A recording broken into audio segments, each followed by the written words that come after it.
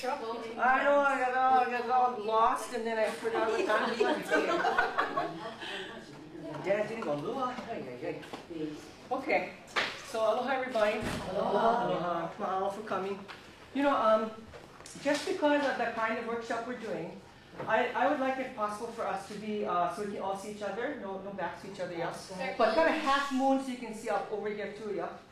So, and remember we are filming, so anybody who doesn't want their image to be on camera, please let our camera person know. But we can do half moon so that you can at least see each other, and then also can,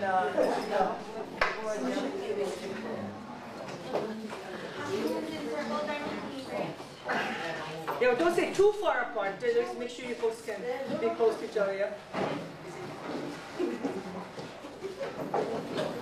Thanks, Pat.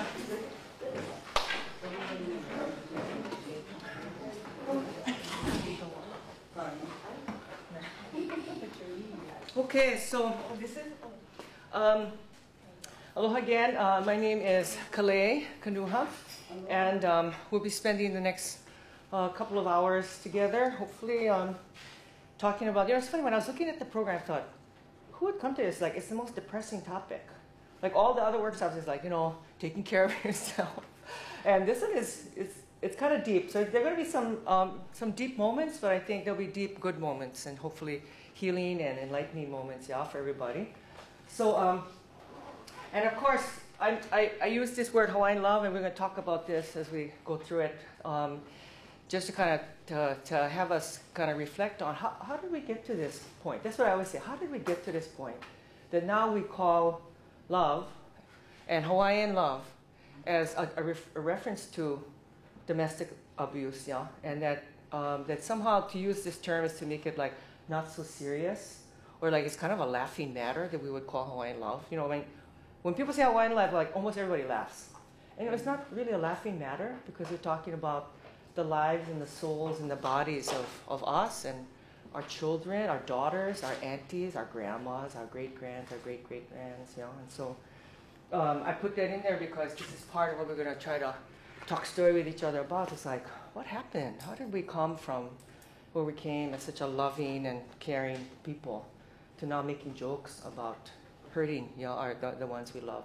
So, and how we're going to spend this time together is my sharing with you a program called Namelehuapono that we developed over the last 5 or 6 years here on Oahu, which is a Hawaiian cultural approach to domestic violence using Hawaiian culture as a healing mechanism for survivors of sexual assault and domestic violence. And so we're going to actually do our workshop as we do our Namelehuapono program with women, and actually with men too. So that's what we're doing today. Okay, so I wanted to start with us, starting with ehomai. And if you don't know ehomai, just join in. If you don't, well, do whatever you like. But in Namelehuapono, we always start with ehomai as a way to kind of pull ourselves together, to get centered on the task at hand. Also, we were very fortunate 10 years ago when we first started to develop this cultural approach to addressing domestic violence in Hawaiian communities, that our kupuna and our kumu on the project was Auntie Ulu Kanakaʻole Garman from the Kanakaʻole family. So, you know, Auntie Ulu said, please use my mother's chant and always remember that you use this and say it with respect and honor, and that it is really intended for all of us, like whatever we got going on and trying to think about what I'm going to have for lunch and what workshop I'm going next or whatever, that for the time we're here, we're really focused on being here together, yeah? So who knows ehomai? Yeah, some of you? Okay, good. So the way ehomai works is, and you see the translation, yeah, grant us the knowledge from above, knowledge sitting in the chance, grant us these things. So basically we're saying to our gods and to our powers, to if you have a singular God, a Christian God, whatever a God is, you're saying to all of our spirit guides, all of our gods, you know, it's basically saying, I cannot always see things, so please help me to see things. Please help me to know the things I need to know to be open to learning the things I need to learn here with others. So when we say ehomai, you can say it anytime. This is a very beautiful, beautiful chant, and it's a chant that you know, you can feel good when you learn it. And you know, it's kind of easy. So it's just a wonderful chant to do. But mainly when you'll see it is when people gather together, because basically it's a chant to give when you're trying to learn something and you're trying to say, oh, you know, I cannot always see things, so please help me. Help me to have my mind and my heart open so that whatever I have to see, and I need to know that it will come to me. So that's what this chant is. So the chant is, you say it 3 times, and then at the end of the 3rd line, you actually go up. I don't know what it's called, but you can listen, you'll hear. We go up. So you say it 3 times. And at the end of it, you actually drop your voice at the A, and then you cup your hands, and then 2 times, and that's basically wipau. Sometimes you do that, people start clapping, but not supposed to clap. But you always got to tell people, just because I do that, no, start clapping. Huh?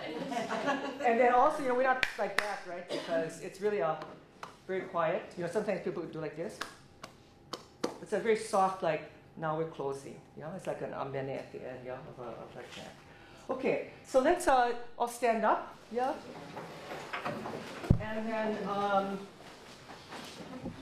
so since we have a number of people who are just starting to learn this chant, we kind of just go over it. First, we'll read the lines. Yeah, and then we'll put the tune to it, and we don't spend too much time on this because I'm not really a Hawaiian language teacher, so.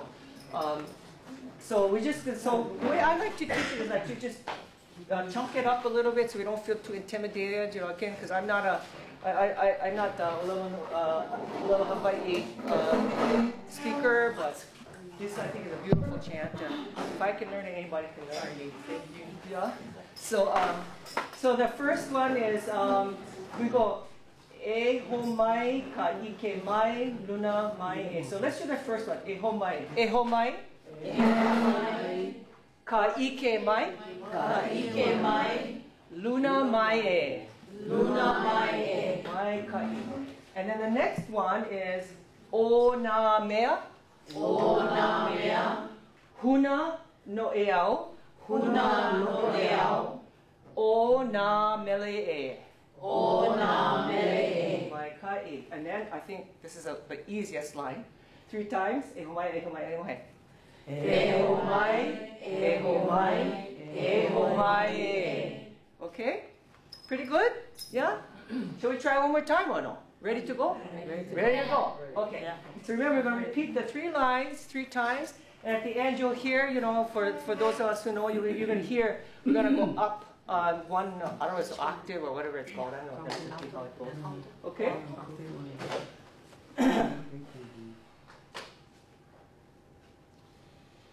Ho'ma kakau? Ai. E ho mai, ka ike mai, luna mai e. O na mea huna no e au, o na mele e. E ho mai, e ho mai, e ho mai.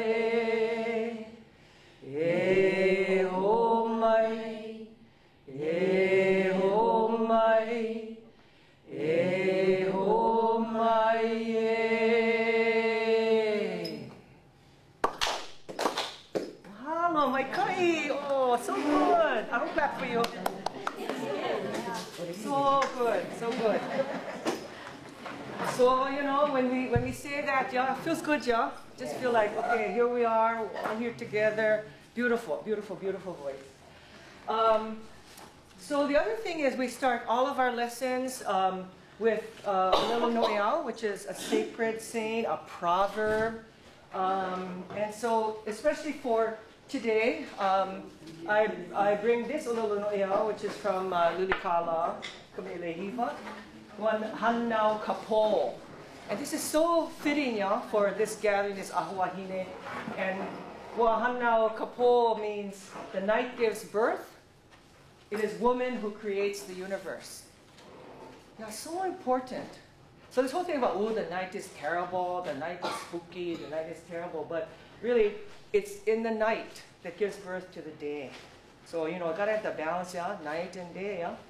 And so the idea that the night gives birth, the night is a time of the female, and the night is associated with the woman who creates the universe. So powerful, yeah? So in the times when we feel bad and we feel like, oh, well, you know, we're not that valuable, and, you know, our kids don't treat us so good, and our husbands, our boyfriends, our partners, like, don't treat us so good, we always remember, yeah, so valuable. Women are sacred. It is a woman who creates the universe. And I'm also going to be using throughout the presentation some photos that I've taken, and also some woodblock images from Dietrich Verez.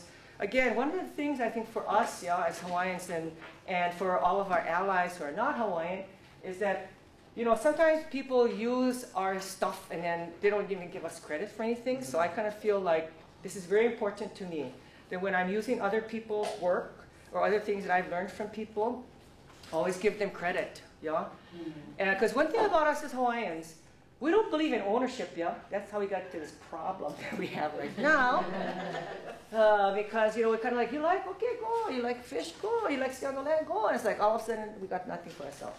So to me, part of what we do is we always honor the gifts that we're given. Every single thing we have, we always honor, we respect, we give acknowledgement, yeah, to anything that we're given.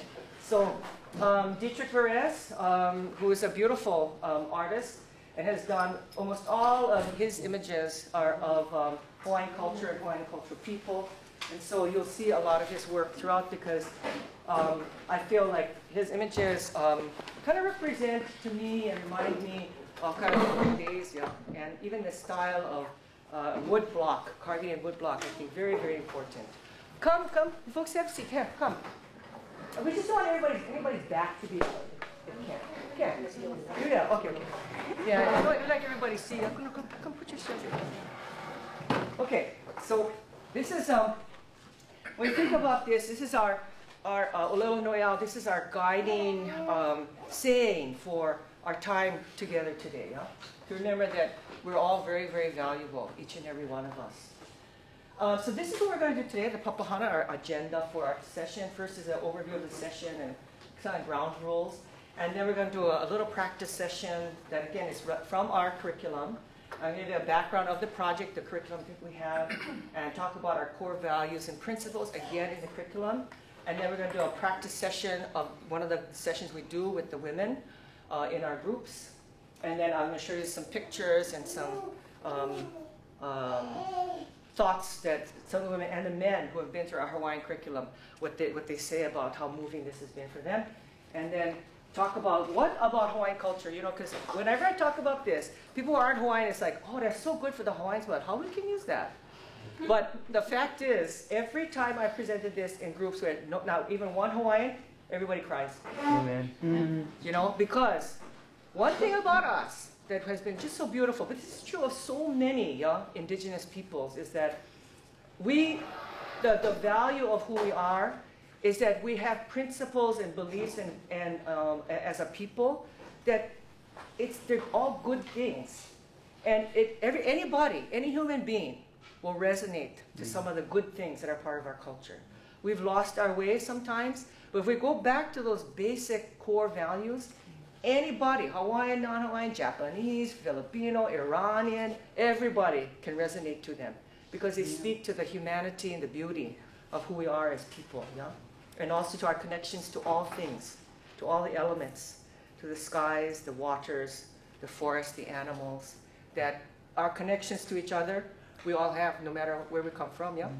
So that's what I'm going to talk about, is the universal principles, and how no matter where you are, each and every one of you, if you never encounter one Hawaiian in your work, in your community, these values and principles that guide us in this curriculum can help you in every day of your life with all kinds of people, yeah? Okay, so I'm going to give an overview of the session and some of the ground rules because of the content that we're going to be talking about today.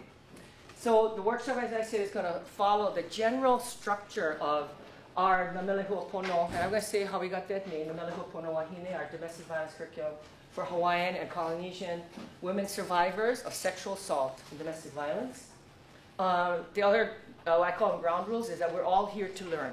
So that's what it was a perfect example of everybody chanting E Homaya. Doesn't matter if you know or you don't know, we're just all here to learn. We don't judge anybody. Like, how come you never know that?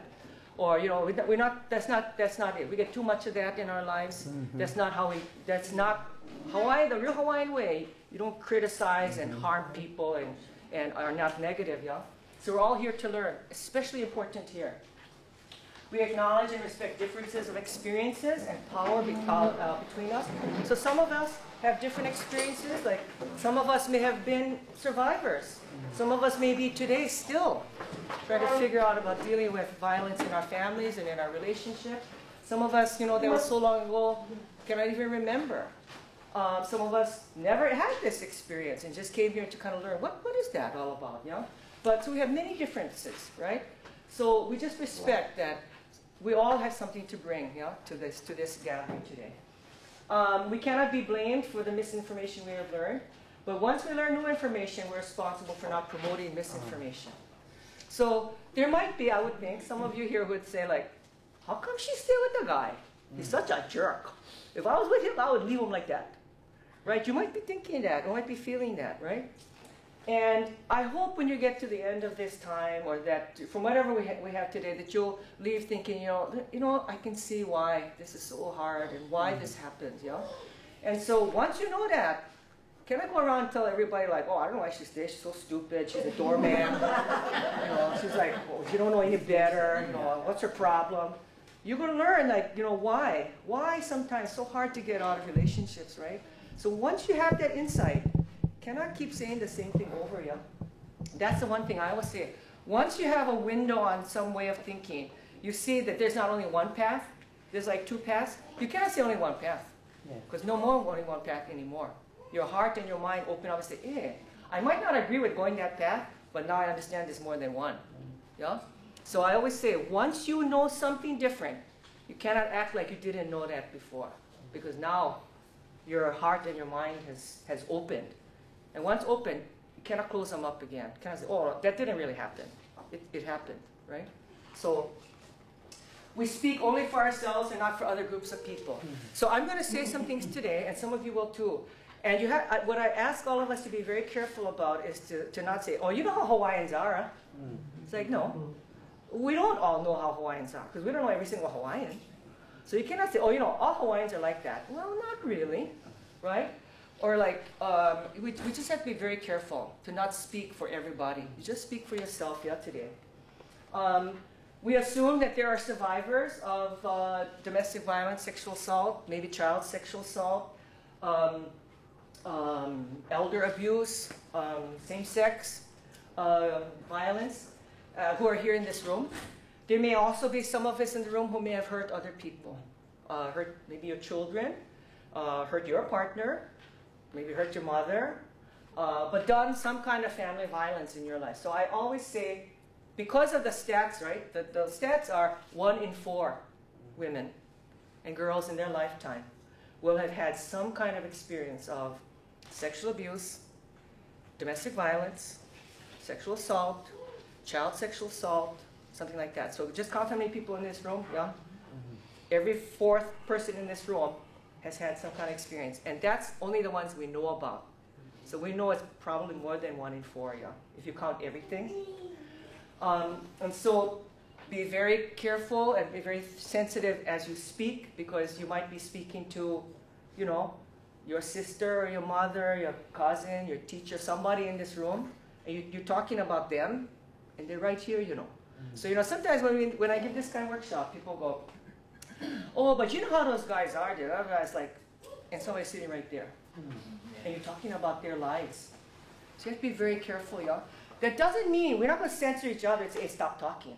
But we're going to say, you know what, let's just, think a little bit and think somebody might be talking about you next. So be very thoughtful and careful, y'all, because that's part of what we're here to learn is like every day we go through life and people saying bad things about Hawaiians and bad things about Hawaiian women, and you know how they are, they mouth off too much, and they deserve what they get, if they just shut up, they would, we wouldn't have to do this to them. I'm going to tell you, when we get to the background, I've done a Hawaiian group with, for almost 2 years with men who are court ordered, so I've heard every story about why they do what they do. And then for over 35 years, I've been working with survivors. So I know both sides, and I know when people say, oh, all those guys, they're all crazy. You know what? They aren't. Yeah. I wish they were, but some of you, they really aren't crazy. They are like our best uncles, our best brothers, our favorite boyfriend or girlfriend. They're not crazy. But we all think they're crazy. I've worked with hundreds of guys, and you know what? I would say like 2 or 3 of them were crazy. Yeah? But most of them, they just haven't gotten it, We've lost our way with them, So we try to be respectful. We shall critically think and self-reflect before speaking or sharing. That's related to the one above. Confidentiality of people and experiences are required. I think I can see that there are social service people in the room and maybe people who've worked in settings, that you know, right? That the saying, what's said here stays here. Yeah, so we're creating a safe space. So what that means is, there's a couple things. Number one, whatever you say in this room, let's not like as soon as you go outside say, hey, you know what? You see that girl over there? Terrible, Her father went rape her. She said in the group. That's not okay, right? So no telling stories on anybody's story in here. You can say, I was in this workshop. Oh, the things I learned, people talked about this and this and this. But you don't go like pointing people out and saying, oh, she said that, she did that. She's still in one relationship with that guy, Okay? Confidentiality, very important. Because if you feel like you cannot speak in here, we're in big trouble. Right? Because we cannot speak out in the world. At least we got to be able to talk about this thing, this problem, in this room for this time we have together. So we're going to start with, every group in our Hawaiian cultural DV groups with kukulukumohana, which is like pulling together, calling together, bringing together, learning from and about each other. And when we do our groups, we usually have every person go around and do this. We will be here until like after lunch, so we're not going to do this today. I will just have you do it with your neighbor. So just turn to the person next to you. So this is what we do. And why do we do this? Culturally, the same way we open with e homai, and then we talk about an olelo noea, which is going to guide our time together. Then we also always start with who you, right? That's the Hawaiian thing, like, where you grad? What year you grad? Right? Because as island people and as indigenous people, our relationships to and with other people and places so important, So for those of you I know who've been on the mainland or whatever, I mean, the first thing, no matter where you are, we always say, what school you went, or what high school you grad, and then what year, right? Because what do we know when somebody says what high school they grad? Well, you know my cousin. Yeah? What do we know when people tell us that? Age. Yeah? So where they live, what their age, right? Okay, so if I say I grad Hilo High, class of 69, it's like, oh, she is old.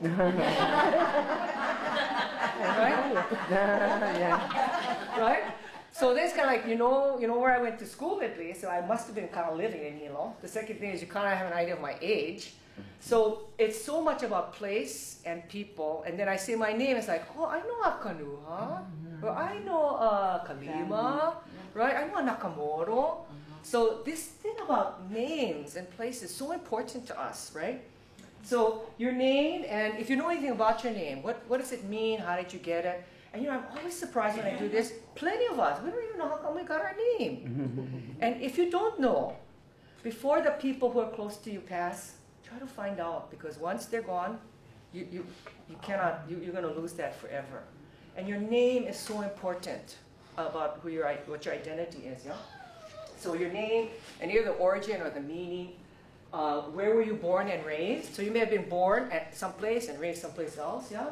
Or you may have been raised many, many different places. Hopefully you're only born one place. Where are your ancestors from? You know, name wherever they were from. You know, California, Germany, Portugal, Kohala, me, Waikauka, yeah? Names of family, biological, or we say by association, because we also know ohana style, yeah? Don't have to be only kokoa, don't even have to be blood. Plenty of us have what we call family. No more blood, but there's blood in our hearts, yeah? And what are we doing? Names of family, please don't go on with your whole genealogy with this one, but this is what we say. You know, to me, when we do this kind, I always say, at the end of our time, I can picture like a few hundred people in this room, because they're going to all come and be here with us, yeah? So you name and you call a few people that you kind of think like, you know what, I'd like them to be here. You know, sometimes we say, oh, you know, I wish my mother could have been in a workshop like this, because nobody believed her, nobody helped her.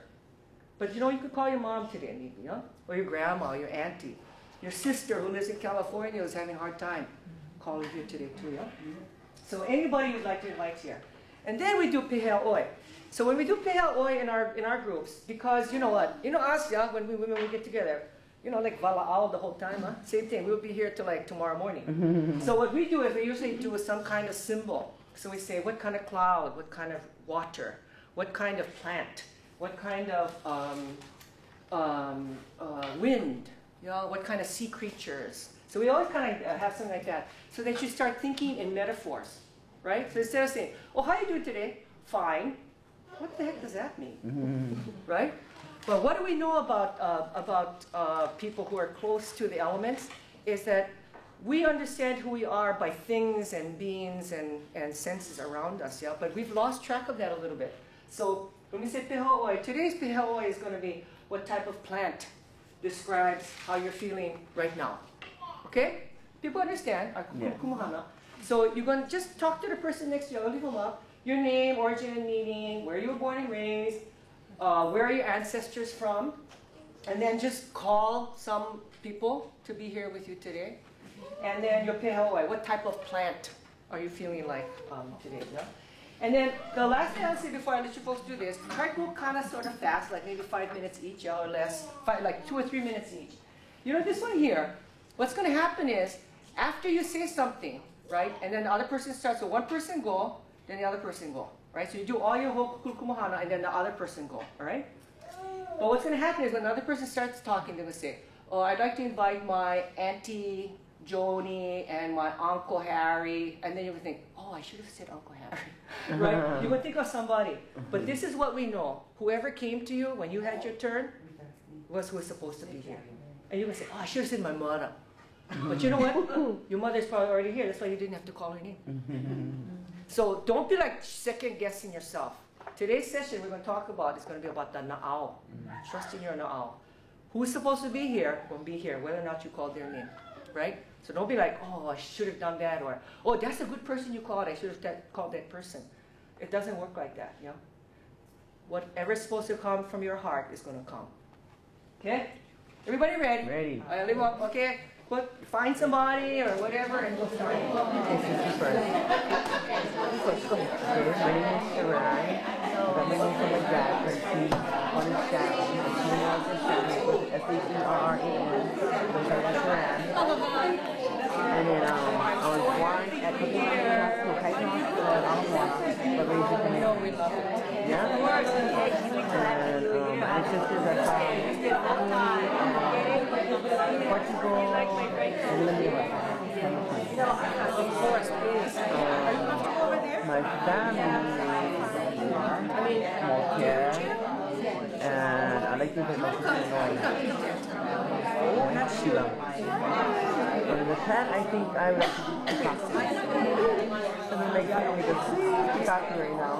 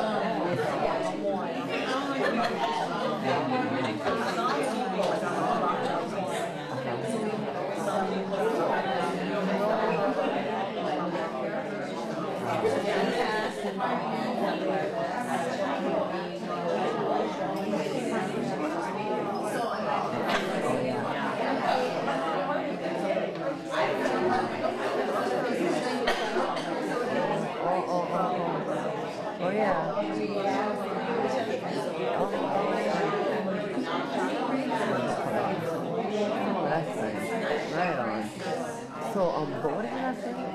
Oh yeah, people. Like, I know you guys doing it. Yeah?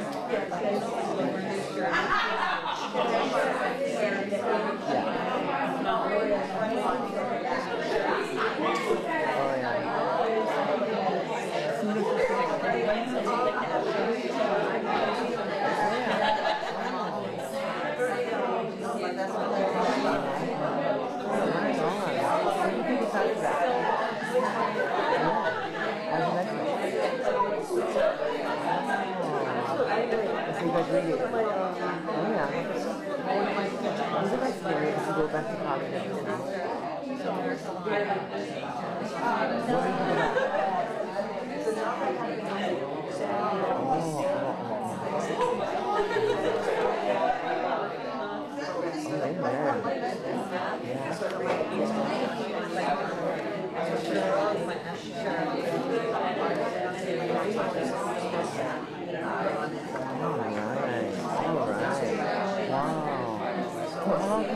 Okay, the other person hasn't gone. The other person should go now, yeah?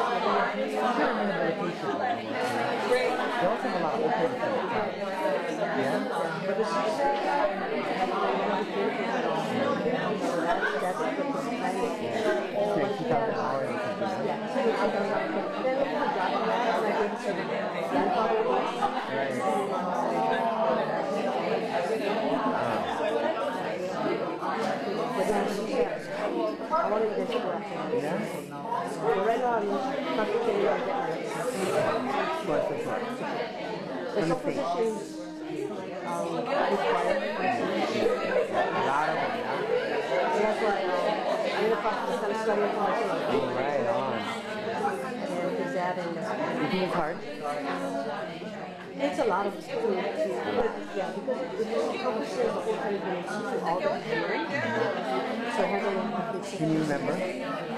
That's all I want to keep you know. What is still because of this. That's all I want to now.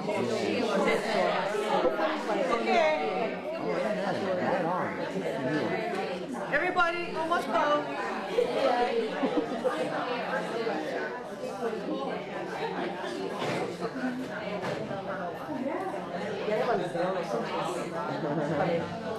Okay. Paul, Kana, almost. 5, 4, 3, 2, 1. So how was that? Good. Nice, yeah? Yeah. So, you know, the thing again to just imagine, right, that all those people you called, they're here now with us. And then somebody didn't even call, they're here too, right?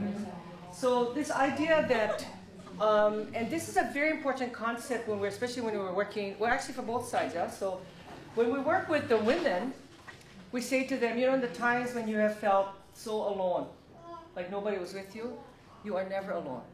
This is what's so true about us as Hawaiian people.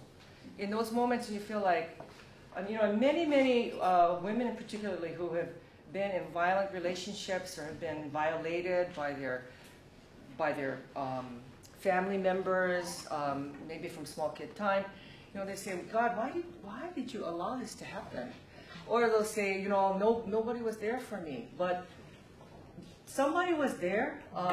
What happened, we don't always know, but one thing to always remember is that somebody's always watching out for you. Mm-hmm. And in a way, what we've lost track of is when we say, nobody's watching for me, we forget that somebody is watching for you. And it's in those moments when we lose that connection to our ancestors, to our aumakua, that we feel the most alone, but we're never alone, yeah? The other thing is, when we say to the men, you're never alone, and all those people you called are there with you too, now you can imagine, I say to them, all those people were watching you when you laid a hand on your partner, when you struck your child, when you forced your girlfriend to have sex. All your ancestors were watching. What do you think they thought? You know what? All the men, they put their head down. Now you can imagine, nobody ever said that to them before, right? The judge said, oh, throw him in jail, right? The police said, okay, guy, come, put on the cuffs. Nobody said, you know what? Your ancestors saw what you did, you know. And what you think they think? And you know what all the guys say? They shame. They think it wasn't right. They know, right? So it's like, this is not mentally ill people. They know what they did is wrong. And then we can go from there, right? But when you don't even give them a chance to say, somebody saw what you did, and were they proud of you? No. Did they think, oh, good guy, that's a good thing you did? No. So now we got to find out then, why did you do that? So this idea of calling and connecting to our past and to our present and to our future is, again, this other thing about us as people, and I guess it's true of all people, is that we've lost that way of always connecting our past and our present and our future, right? So we should, this is another little lesson to kind of keep with you always, is that, number one, your past is with you always. Not only the junk stuff, but the beautiful things that you don't even know, right? So the relatives that you never knew that were probably very positive forces and guides in, not even in your life, but maybe your great-great-great-great-greats' lives, yeah? They're still with you. All that's around you now is very with you too, but you got to kind of pay attention. And our hustle bustle world, we don't pay attention to things, but the ho'elona, the signs are around us every day, but we just got to kind of pay attention. We got to slow down a little bit, turn off the iPad, turn off the iPod, turn off television, turn down the radio when you're cruising, and just like look around and feel around, and you can see the things that you have to see. And the third thing is, everything you do today has an impact in the future. So every moment we live is about our past, our present, and our future happening exactly at the same time, right? So when we kind of think about that, that's a big kuleana, yeah? That all of our ancestors are with us, and all of our spirits are with us from the past, the ones we don't even know. And then in the present, everything around us. Now, we are all ohana to each other. You folks spoke a breath to each other about your histories. Now, us all ohana to each other. Now, we are all going to watch over each other. Even if we never see each other again, we will, yeah? And everything we do today, every step we take, every thought we have in our mind, every word that we say, has an impact on the future, yeah? So what an important kuleana to always remember, yeah? And kuleana, ana means to go on forever. So you may say, oh, that's not my kuleana. Well, really? Wrong. Kuleana, ana is to go on forever. So once you have kuleana, you always have it. Not like, oh, the party over, I clean up. No, you clean up every day. Every day you clean up, right? Because that's our kuleana. Every day you aloha people, because that's our kuleana, right? So this idea of past, present, and future, this is another core thing in our relationship, in our curriculum, is that we say, you live every moment of your life with that kuleana, the past, the present, and the future, right? And when we think about that, to me, it doesn't feel like a burden. It feels like, how terrific. How terrific to have all of that. How strong and how important I am that I have all of that. It's not like, oh man, so much stuff I got to worry about. Worry? You shouldn't have to worry if you just live a good pono life, yeah? Then everything will be all in one. So it shouldn't be a burden. It should be something that you feel so excited and proud to carry that as a people, yeah? So that's why we do kukulukamahana, pull our resources together, everybody for each other, everybody taking care, yeah? So I'm going to tell you now a little bit about the background of our project that started actually in about 12 years ago, 2000. So we got some funding from the federal government. And we were funding for like 5 or 6 years to start a Hawaiian cultural domestic violence program. And because I'm from Hilo, even though I live in Honolulu now, I said, you know what, everything always goes to Oahu, yeah? So I said, we'll take on Big Island. And nobody does anything at Hilo, so I said, let's take them to Hilo. So we worked with a program in Hilo, a domestic violence program in Hilo. The name of our program is called Kealo Kahi, which is the pathway to harmony, the pathway to balance, yeah? The name was given to the project by Auntie Malia Craver. I think those of you who know Auntie Malia, who passed a while back, she's a very important person. And then, so she gave us the name, and then we went over to Hilo, and then for the next 5, 6 years, we developed from scratch Kealo Kahi, working daily with Auntie Ulu Kanakaʻole Garmin. And does anybody know Auntie Ulu? Yeah. So it's kind of like, oh man. It was like trial by fire, I tell you. It's kind of like, I always tell people, blood, sweat, and tears. That was it. Mainly the tears part. Yeah, so it's just like, it's in the blood. Yeah, it is. Yeah. But it was just powerful. The most wonderful experience ever. But I cried almost every day. Everybody in the project cried. Because it was so, it was such an honor, because this is something the Auntie Ulu had never done before, the family had never done before, but actually it had never been done anywhere in Hawaii before. This melding of Hawaiian culture with trying to address domestic violence, I mean, very, very difficult, yeah? So important to us to have had Auntie Malia's blessing and Auntie Malia's support, and then Auntie Ulu. Basically, almost everything we developed was really because of the blessing and the daily working. I mean, it must not have been easy for her either. They're like, what? So she just so mentored and trained and taught and cajoled and poked and pushed and prodded and loved us all up and helped us to create a wonderful program. So Kealo Kahi was a curriculum that was a Hawaiian curriculum for the men who were court-ordered for domestic violence offense by the courts in Hilo to Kealo Kahi. They were all Hawaiian. And then we also had a separate Kealo Kahi Wahine for women. So the men were court-ordered. The women just volunteered. Like women come to support group. They just came to support group. And he said, you want to go Hawaiian group? And then so they could volunteer to come into the Hawaiian group. So this is another presentation, but it was a research study. So we did all these tests and everything like that, and to develop Kealo Kahi. So that went on for about 6 years, and then we had some additional year funding from OHA, and then actually they stopped doing it for all kinds of complicated reasons. So at the same time, I always felt like the idea was to bring this approach around to the different islands, and so the first thing to remember is that it was a culturally specific curriculum for abusers and for survivors. So again, for some of you who know about these kind of interventions with either victims or offenders or survivors and perpetrators, usually it's kind of like there's two separate things. What they do with the guys is really different than what they do with the Wahines, right? And then everybody says, like, can't we ever get them together? We didn't get it together with this, but it's also like the women are learning one thing, the men are learning one thing. It's like, does anybody like teaching them the same things? We don't know. This is a very unusual curriculum in that we presented the exact same content to the women as to the men. Now they're not together, and they're not even the same relationship, right? Could be like 10 women from a whole different relationship, the 10 men from, they don't even know the women, right? So they're completely separate, but we use the exact same curriculum. And I'll tell you, again, for some of you I know who know this field of domestic violence, I don't think there's any place in the country that uses the same curriculum for the women as for the men. But it made sense for us, right? Because we are a community of people.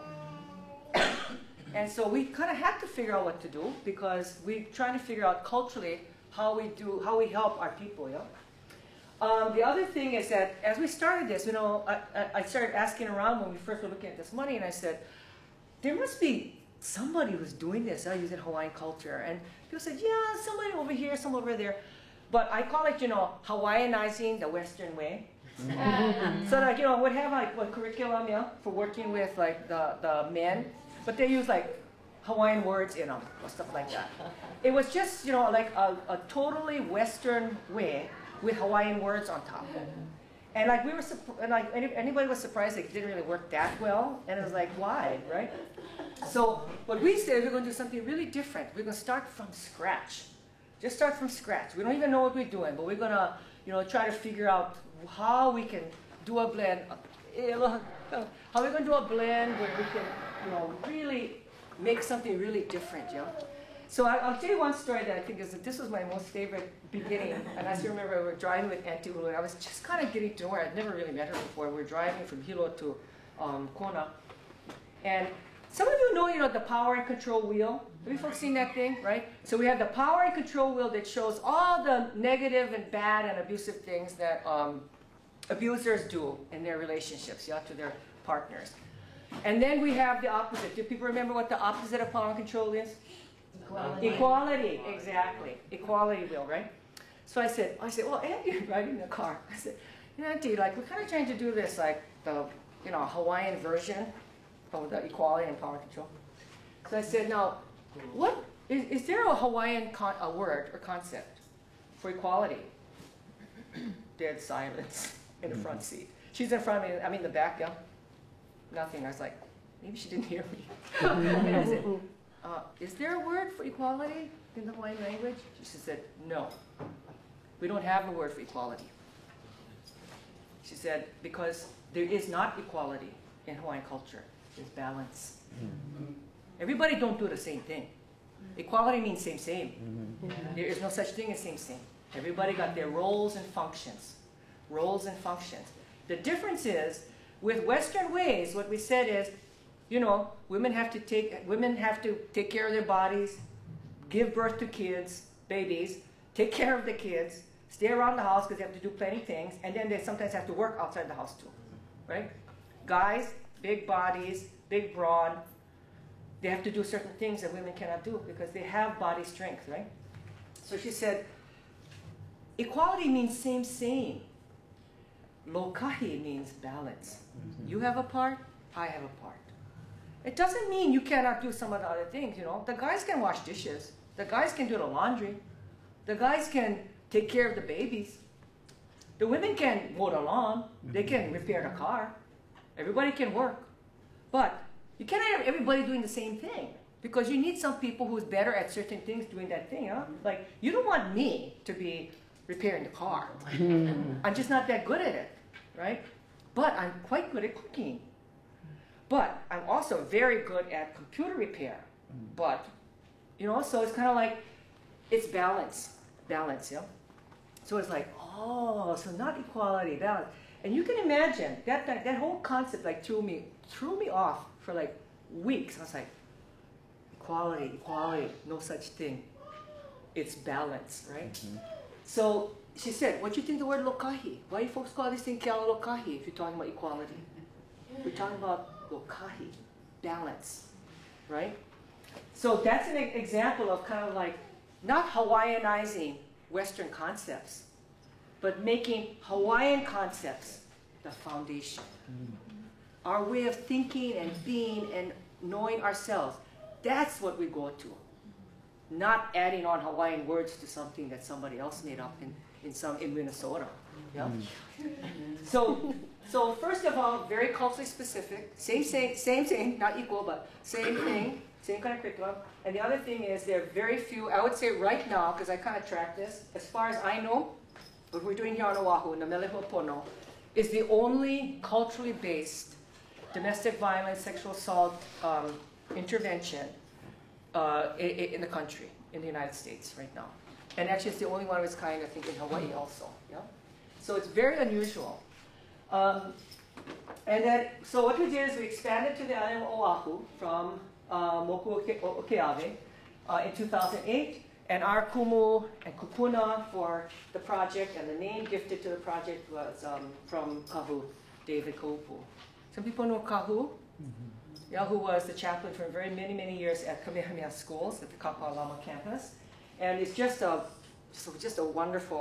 very wonderful person. If you ever have a chance to be around him, just a very gifted person. So important, yeah, that we start with Kupuna, who was Wahine, and a very noted Hawaiian family. And then we come Oahu, and now we have a Kane, Kahi, right? So everybody's like, wow, you have a guy doing that thing? I said, why not? How blessed could we be to have two such renowned kupuna, one Kane, one Wahine, helping us to develop a Hawaiian way of being, yeah?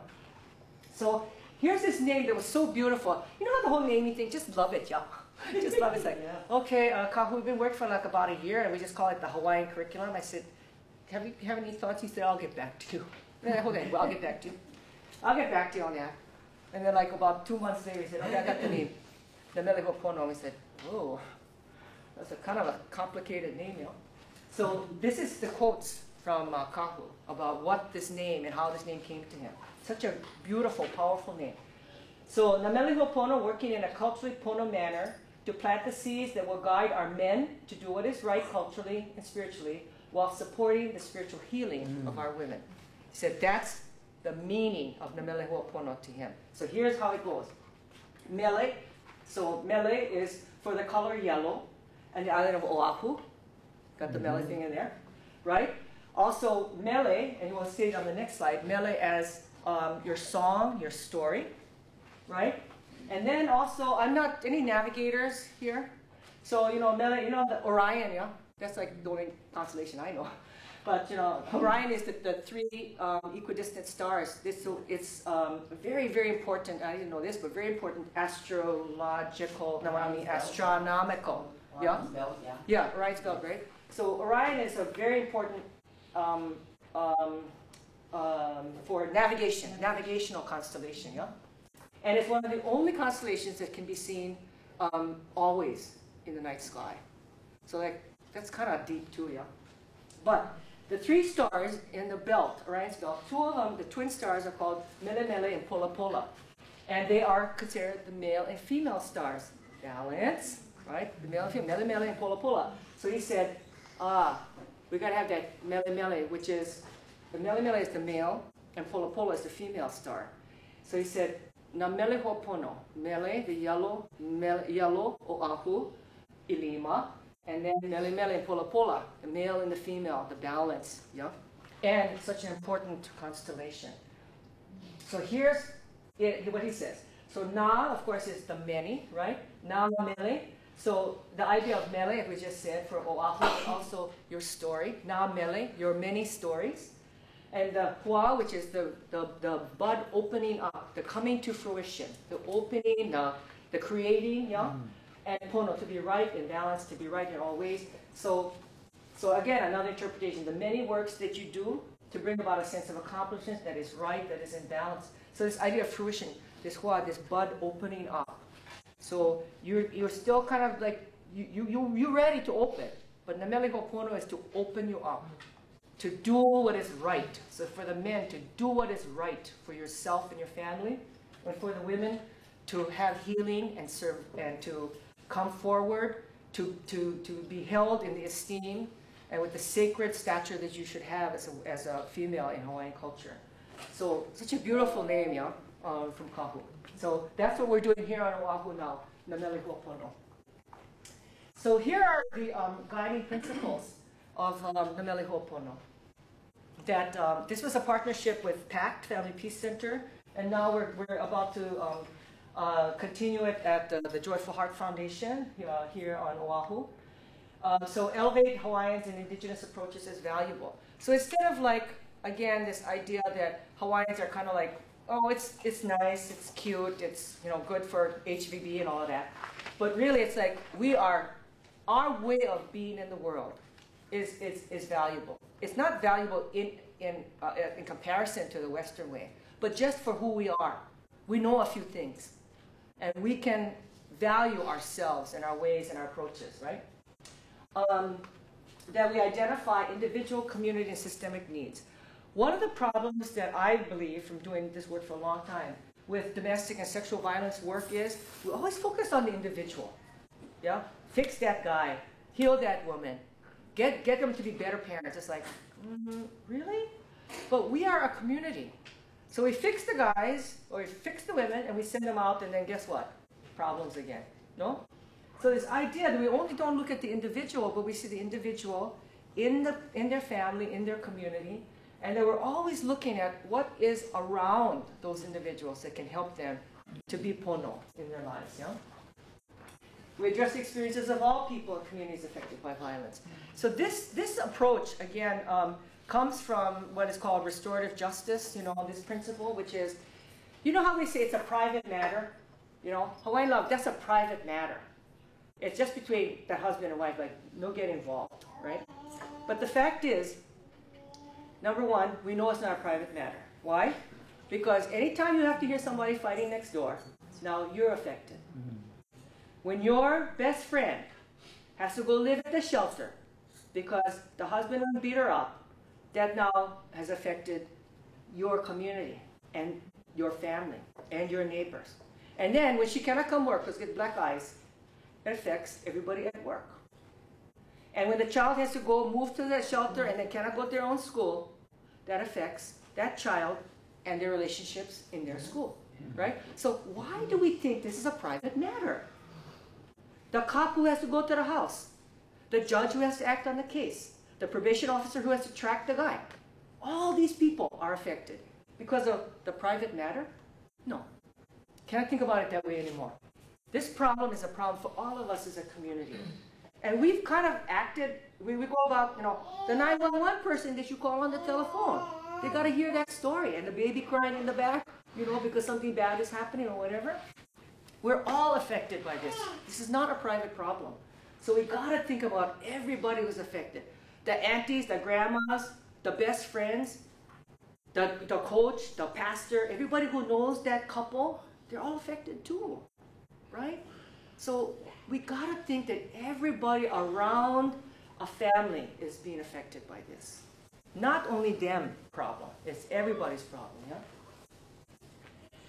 Cultural ways of thinking and acting will more than stop the violence, but allows individuals, families, and communities to thrive and live free. So one of the things that I do when I was doing the group with the guys, and I've stopped now, but I would say every time a new guy comes in from the court, they're like, oh, I don't like to be here. I said, why did you come? I don't know. The judge told me I gotta come. But really? So you came here on a Thursday night, pay money, and you don't know why you came. Yeah, the judge just told me I had to come. Right? I was like, okay, well, we'll see about that. So what I say is, I'm so glad you came to group. And what I hope, at the end of 7 months, what I hope is that you never, never lay a hand on your partner again except in love. I hope that you never say words that are harmful and hurtful to your partner. That you never treat your partner with disrespect. That you never do anything that shows your child that this is all right way to treat their mother. I hope that's true. But you know what's more important? Not the don'ts, but the do's. And I say, if that happens, I'll be very happy. But I don't want that to be the only thing. When you leave this group, I want you to go out in the community and be a good Hawaiian man. That's way more important to me. Because if you only do better in your family, that's not enough. I want you to go out in the world, get a job, stop using drugs, take care of your neighbors, pick up the opala on the beach, don't drive too fast, and give the finger when you get road rage. Right? So I said, to me, plant a tree, go help one kupuna going down the street, too many bags, do good work. Be a good man in our society. So this like don't is not the most important thing. It's the do. Do good, do nice, take care of others. So I said, be a good man, because you know what? We need good Hawaiian men. And we need you to be that good man for your ancestors, for all your bradas around you, and for all the sons to come after you. They got to say, hey, you know what? I had this uncle. And you know what? Last monkey time, he went beat up my auntie, But then, you know what? He changed. And he's a good guy, now. That's what we want everybody to say about you. Right? Not just kind of like, well, my family banned him. I don't know what happened to him. He went mainland or something. I don't even know what happened to him. We don't want that. And you don't want that either. Right? So this idea of not don't do things, but do things. Be a good man. That's our approach, yeah? Not punishment, but a belief that you can be better. And we do the same thing with the women. We say, you know what, it's not about don't ever get into a bad relationship again. It's like, if that were only true, yeah, for us. It's like, no. The whole point is that you are sacred. You are powerful. You gave birth to, you created the world. You're an important person. You come from an important line. You're an important part of our lokahi, yeah? Colonization and racism must be acknowledged. This is one of those things people say, oh, you talk about the big C? Like, of course. How do you think we got into this problem? So I say, you know what? Talk about racism. Talk about colonization. Talk about how it is that we've lost our land, lost our language, lost every kind of thing. And we're surprised that this now we're laughing about Hawaiian love. I don't think so. We wouldn't have been talking Hawaiian love, you know, when we were the only peoples on these in these lands. I don't think it was a joke, honestly. So how come we're laughing about it now, right? So it means what we believe is stopping violence against women means living Hawaiian life. Does it mean speaking Hawaiian at home every day? Not really. It's being Hawaiian in your heart, loving people, caring for people, being good. Being good. That's really what it means, yeah? And trauma is a central theme. So when we mean trauma, we say the trauma of intimate violence, sexual assault, of domestic violence. But you know what? Colonization has been very traumatizing, right? We know that, right? We lost our culture, we lost traditions, access, we've lost our land, we've lost many, many, many thousands of our people from colonization. So to me, if you don't talk about that, we're missing the most important point, right? You've got to talk about colonization. And when people say, yeah, but you can't blame it all on colonization. I said, it's not about blame. And what I say to the guys is, don't you ever say that you beat your wife because of colonization. Because you know what? There's hundreds of Hawaiian men, they don't beat their wives. Nice. And you know what? They were in the same class as you. They lived down the same street as you. Their mothers and fathers were drunk just like your parents. You know what? They never have laid a hand on any woman. So it's not about colonization. So what I say is, colonization explains domestic violence. It's not excuse for domestic violence. See that difference? It explains, it doesn't excuse it, right? Because everyone has choices at some point down the road. And you have these two, you used to think, that's all I can do. You know, I always get, you know, somebody said, this one guy in a batterers group in Minnesota, he said, I know what my problem is, my picker. Your picker? Yeah, broken, I got a broken picker. What is that? I always pick the wrong women. Okay, yeah, well, I don't think that's it. So we say, no, it's, you know, it's not that you picked the wrong woman. It's that you think that you have only one path of your relationships with women, but there's many paths, and you don't have to stay on that one path, right? So this idea of colonization is just because we lost our land, we lost everything, I can't go fishing. It's like, no. You made a choice to go down that path, and hundreds of Hawaiian men don't. So you choose the other path, a good path, and that's possible for you. Yeah. Developing evidence that we can repeat, we can kind of duplicate this approach, and combining our Hawaiian traditions with the Western best practices. Yeah. So that's what we're hoping to do with this project. Okay. So here are the So here are the main ways that we do in the Namelehuapono. The first one is it's based in the history, the peoples, the gods, the sacred site and setting. So a lot of people, you know, who on Oahu, when we first started kahi, they said, well, can we do it on Maui? I was like, no. And even when we were going to bring kahi, parts of it to over here, we had to start all over again in a way. Because why?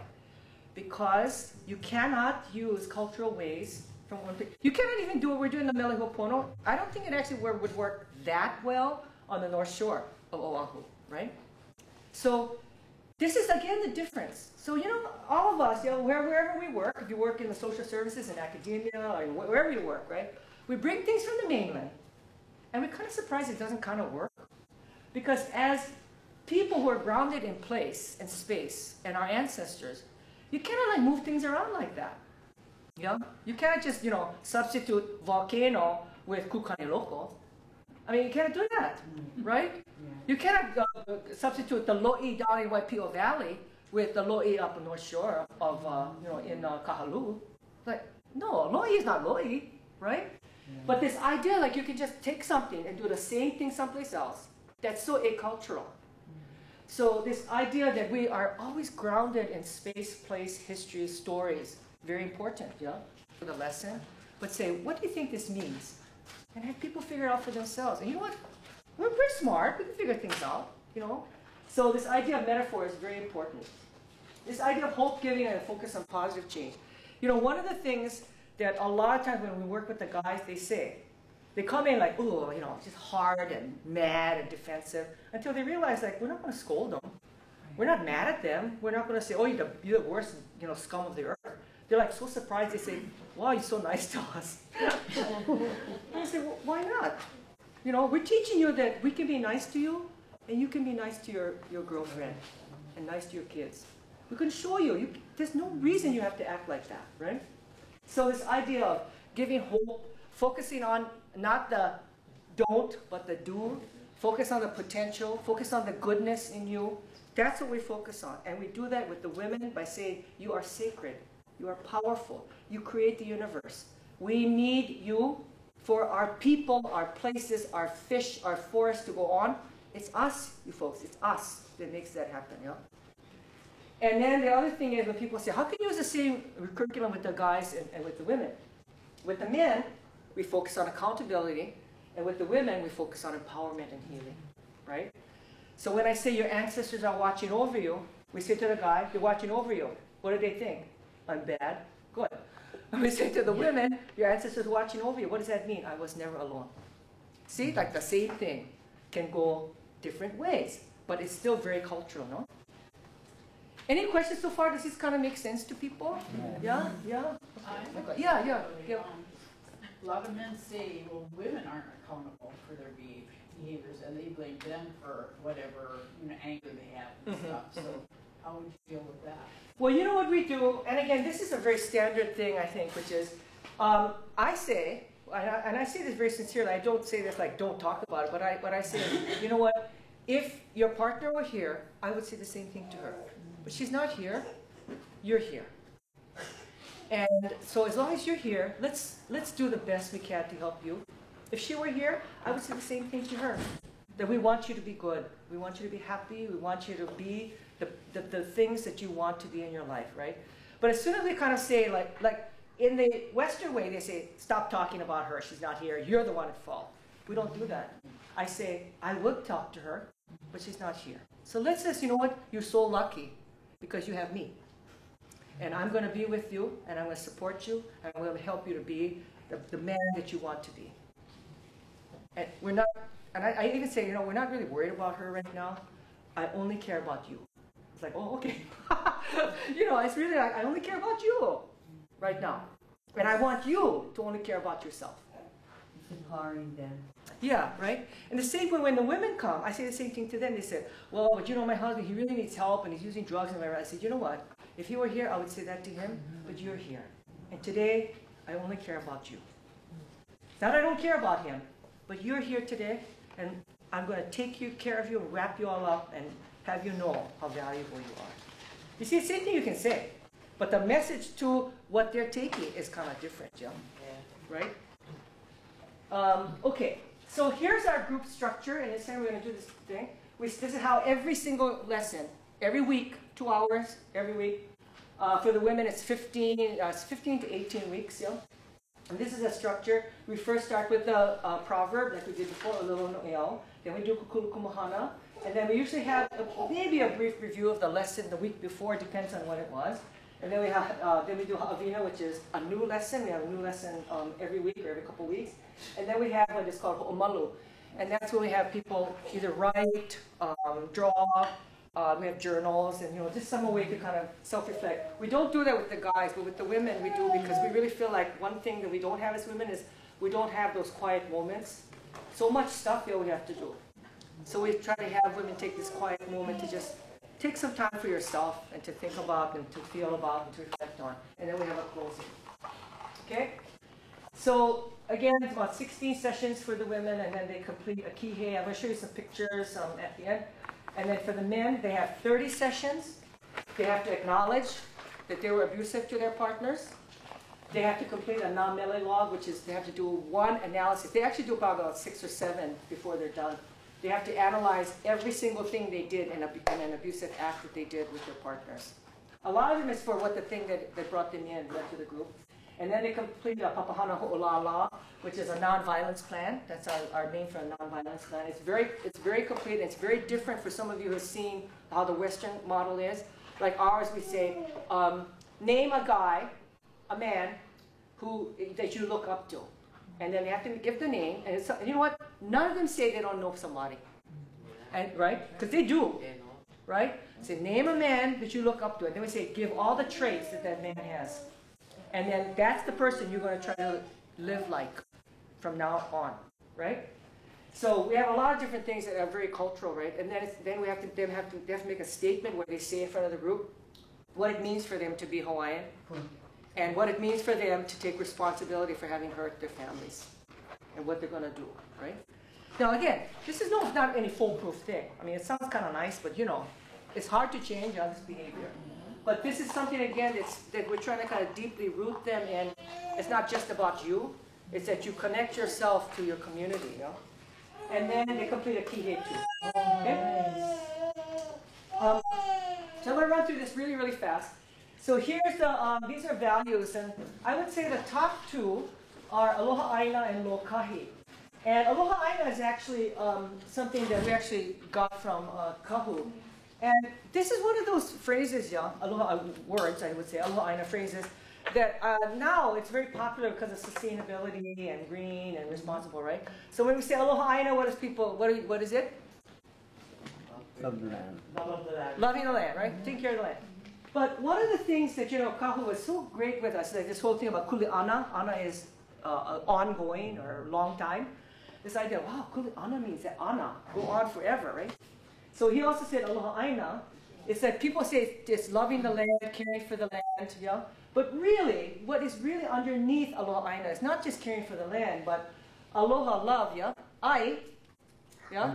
Eat food, yeah? Ai, na, the plural, right? So it really is loving and caring for that which feeds us. Yeah. And it's not the land because the plants grow on it, right? But that which feeds us spiritually, physically, emotionally, mentally, loving and caring for that which feeds us. So that means we look at the interconnectedness and the balance between all things. So when we say aloha aina, when we say aloha aina yourself, that's what we say in our groups. You aloha aina yourself, and that means what are you going to do to take care of yourself and take care of your connections to all things. So this idea of caring for that which feeds you means taking care of your kids. Not because they feed you, but they feed your soul. Yeah? The baby, the kiki back there, feeds our soul. I love to hear that baby crying because it's like, that's the future.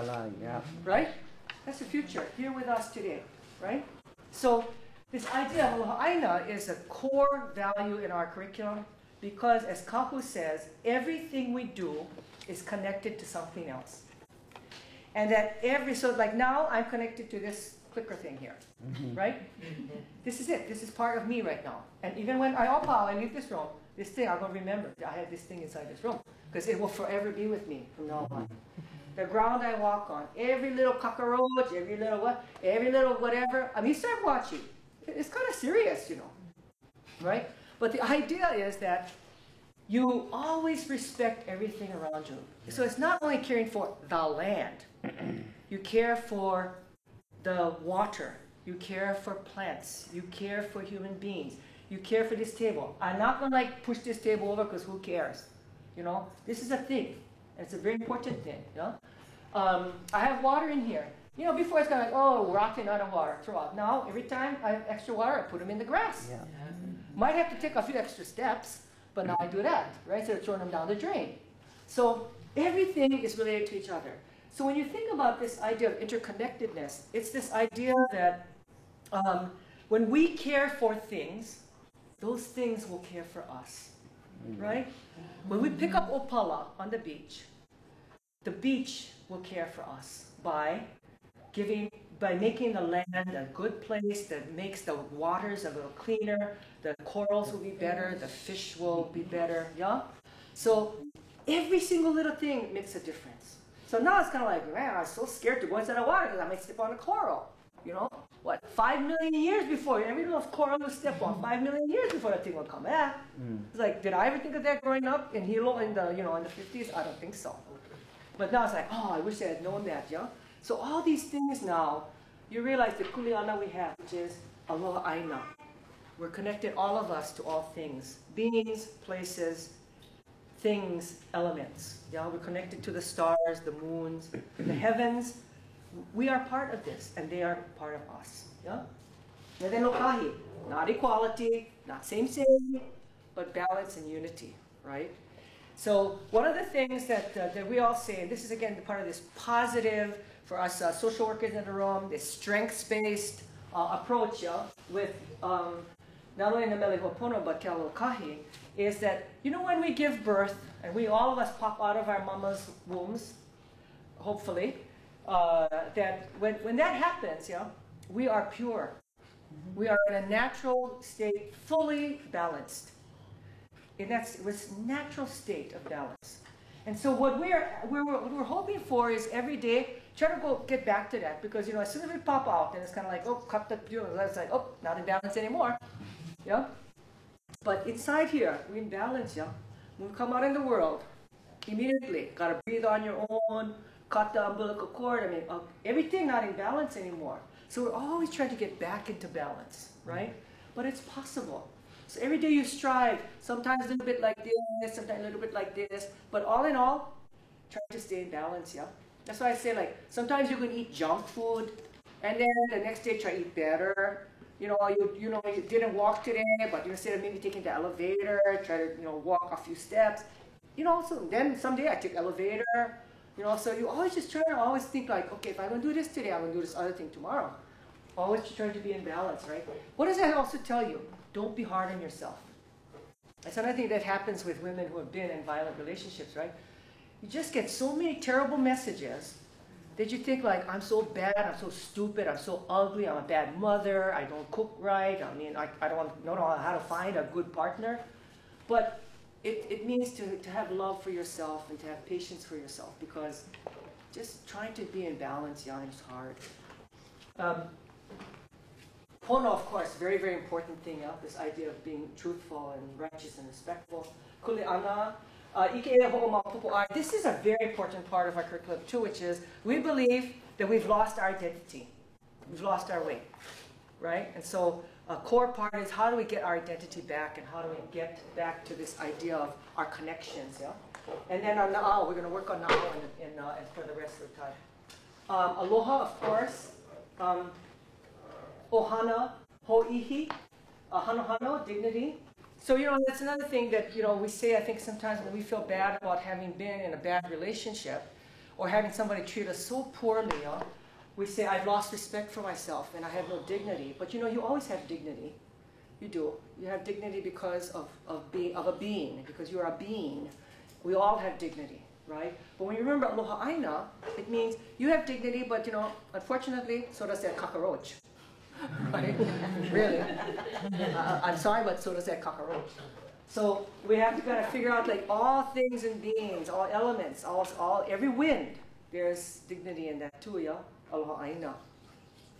What feeds you, you feed, yeah? Kupono, this idea of being upright and truthful, yeah? The ho'olona, this is a hard one, yeah? Listen, pay attention. It's like, are you listening? Are you listening? Yeah? Laulima, working together, so important. Ho'omanawanui, this is another one, hard job for us. So we don't have patience for ourselves. You know, should have, you know, we lost that weight yesterday. I should have, you know, lost 2 pounds yesterday. It's like, oh, so much not patience, you know. And humility, very important, you know. So these are all kind of things, and we talk about these. Actually, we have this thing, Hawaiʻi. So one of the things we do, not in the women's group, but in the men's group, we start with what we call a naloina round. So we pick a word, like we say ho'olono, and we say to all the guys, tell us an example of ho'olono you did this week. And you know what? All of them can think of one thing. Or ho'omanawanui. Just all the things they come up with is like, wow, that's not bad. Because what are we trying to do? We're not going to focus on the bad things. We know you can do good things, so let's hear about it. And then we want you to do that again, and do that again, and do that again, so that you forget to do the bad things and to say bad things and treat your partners with disrespect. Yeah? Okay, so now we're going to do a lesson. This would be a practice lesson. What we do is we already have our little noea, which is Wahine, the night gives birth. And we always start with an essential question. So this is going to be the questions we have in our session for today, okay? And the lesson is on mana and na'au. And here are the things we're going to try to get to today in our time together. What are your sources of power? Each and every one of you. How do you regain, sustain, and maintain your mana? And we're going to talk about what mana is and what power is. And then we're going to, all of us, talk a little bit about this. How did our kane lose their connection to what is pono in their relationships? Related to mana, power, and trusting our na'au. Yeah? So these are going to be the questions we're going to ponder in our time for the next rest of the session. So here's some kind of little points about this. And again, don't worry so much about, I gotta make sure I write all these things down for Kalei leaves, and I need that PowerPoint, but just try to be present. You're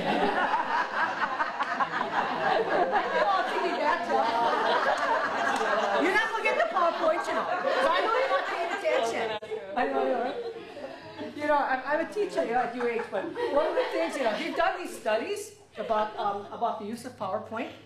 And I have this friend she's a teacher at a college on the mainland. She actually wrote a paper called The Dumbing Down of Students Because of PowerPoint. And really think about it. What happens with the PowerPoint is, I'm sure that, because I can see you folks, yeah?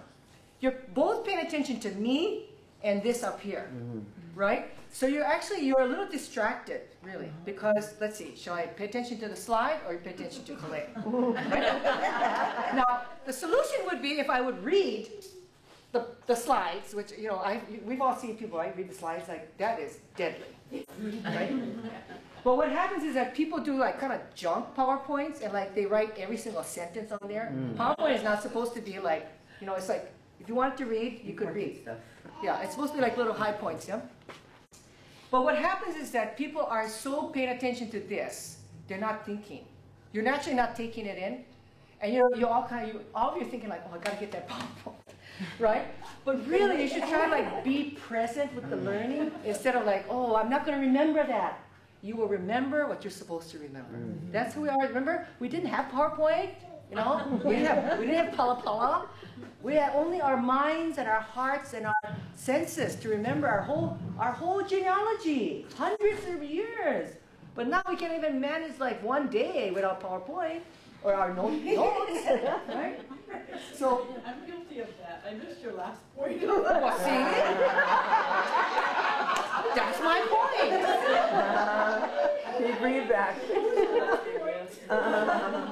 Right?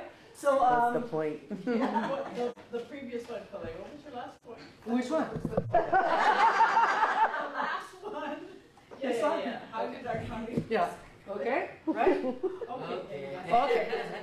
So just try to kind of stay with this. Okay. So mana, we're going to kind of go in a second. Mana is recognized by all Polynesian cultures as sacred, spiritual source of power or essence. Anybody else when you hear mana? Some thoughts or feelings or, what is mana to you? Anything else? Power. Strength. Power. Spiritual. Creation.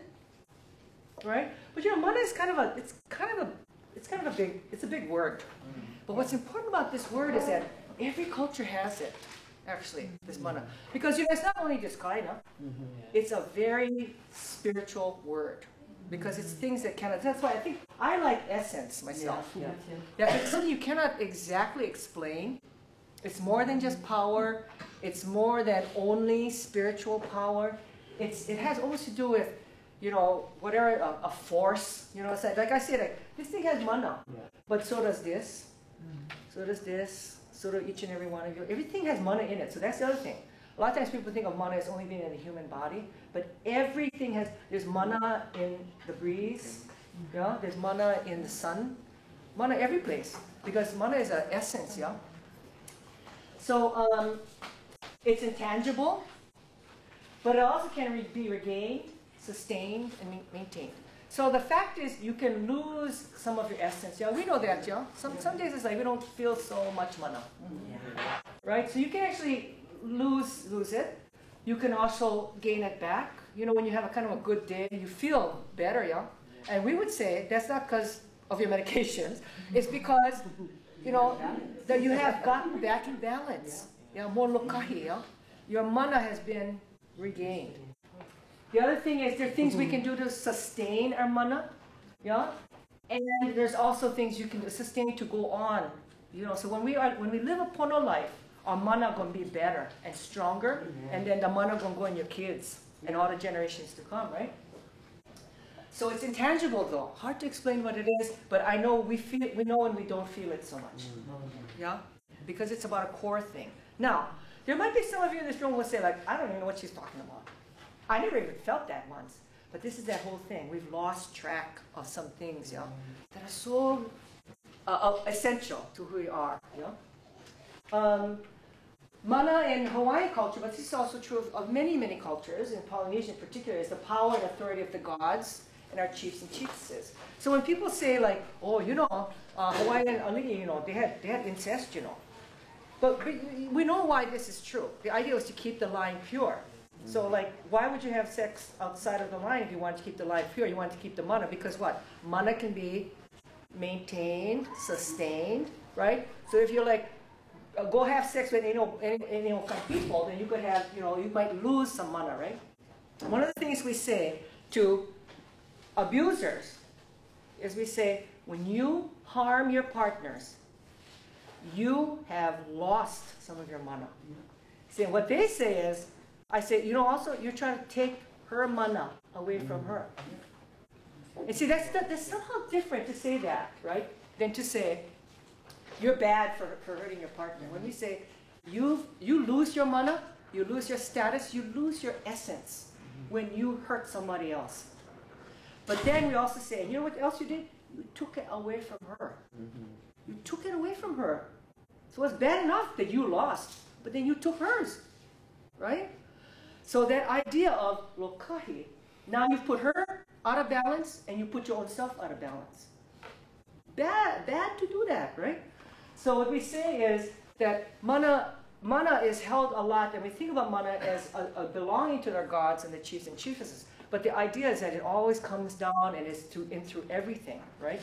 So that's why when some of our chiefs and chiefesses did not live pono lives, we would say, they lost some of their stature, right? They lost some of their mana because they did not live pono lives, right? It's found to some degree in all life. So that's the idea that if you think about it as a spiritual or some kind of essence, then it's in everything. Everything has mana, yeah? And then we have the na'au. What is na'au? Yes, right? So now the word na'au really means the guts, your intestines, really, yeah? But it also is the seat of our emotions, right? So when we say na'au, it is also your instinct. Your instinct, yeah? So when we say, oh, trust your gut. Yeah. Right? We're not saying trust all the, all the doo-doos in your intestines, right? Right? We're saying trust that something deep thing inside of you, right? It's your connection to aloha, connection to all things, beings, and elements. The na'au is commonly and best known as your instinct or that gut feeling, yeah? So one of the things about, here, so survivors of sexual and domestic violence often feel that they have no spirituality or that their spirituality was taken from them. This idea, I'm alone, I've lost something, God has forsaken me, yeah? They have been told verbally, physically, sexually, emotionally that they're nothing, you're never going to find anybody else, you're a bad mother, you're ugly. Just all these put downs, that actually starts to kind of be taken in. You start losing some of your mana because it's being taken away, right? You lose that light inside of yourself. And then after these negative messages, survivors start to kind of believe that. Yeah? They take it in, and then they start to lose value and belief and that spiritual center in themselves. So this is what we call internalization, right? So now I don't even have to tell you you're ugly. You already think you're ugly. Right? I don't have to tell you stupid because you already feel like you're stupid. You don't even have to think like I cannot leave because I already told you. You try leaving, I'm gonna kill you, and I'm gonna kill the kids, and I'm gonna kill your mother and your father too. It's like, and then it's like, you know why I didn't leave? Because of that. And I start feeling like I'm so worthless. I'm so ugly. I'm such a terrible partner that there's no place else for me to be. You know, so much light has gone out inside of you, but not because you are a stupid, weak person. Your mana was taken from you by someone who had disregard for who you are, right? But the other thing is, that person who took it, they've lost their mana too. They don't get mana from taking yours. They lose theirs and they took yours too. They don't get yours inside of them, right? Because that's not theirs to take, right? But they don't have to tell you that anymore. You know already, right? And they know you know. That's why they don't even have to say anymore, because they know you know already, right? So, when foreigners came to Hawaii, they stated that the mind is superior to the na'au. And so what happened is that, you know, all of us, we started to lose that faith in that. I'm going to read you something that Kahu has told us, yeah? So due to colonization, we used to trust our na'au, we used to trust our gut, right? And I think this is one of those things, is that any of us who have been victimized, yeah, we lose this connection to our na'au as a guide. And we lose this source of strength and belief in ourselves. So one of the things that, and I want you all to kind of reflect on this, you don't share with everybody out loud, but you know, one of the things that a lot of us who have been harmed or hurt in situations, but primarily like in a relationship, is we say, you know what, I had kind of a gut feeling that there was something kind of weird about that person, but I just put it aside. Or you know, that first time they said, hey, how come you came home 10 minutes late? It's like, you know, I kind of didn't feel that good about it, but then I just thought, oh, he just cared about me, right? Or that fourth drink that I had at that bar with that really cute person, and then I thought, you know, I shouldn't have had that fourth drink. Yeah. And all of a sudden you wake up, and it's the next morning, you're not sure where you are, and then you've been sexually assaulted. It's like, but you know what? I should have followed my instinct, which was I shouldn't have had that fourth drink. I shouldn't have gone out to the car. I shouldn't have married the person. Right? I shouldn't have moved in. I should have signed the lease.